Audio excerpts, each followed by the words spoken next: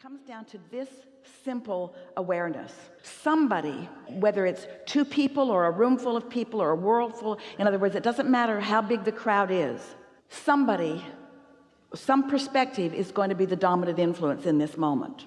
And so am I going to be the dominant influence, or are they?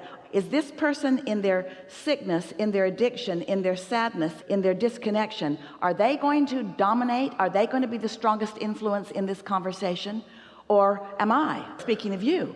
And the answer to that question is, if the answer is I want to be the one, then you've got to follow through with, well, if it is going to be me, then I am going to want and need the resources of the whole of who I am, which is speaking to the preparation that I have done before I've walked in.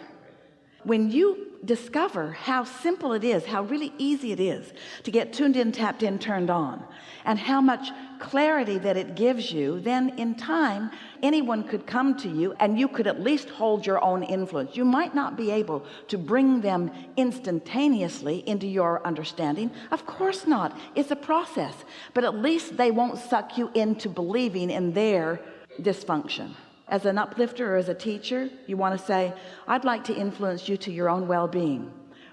Oh, that's nice of you, which means I've got to maintain my own well-being. Oh, that's nice of you too, which means I can't look at you right now because you're luring me out of my well-being.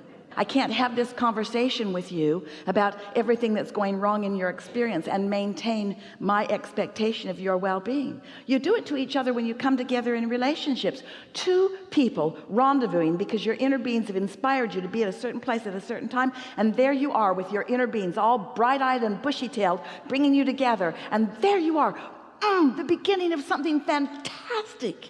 And then you say to each other, tell me about yourself. And then you start telling each other about yourself, and you bring this active vibration of who you have been, maybe, but not who you are, and off it goes in an entirely different direction than what it would have done otherwise.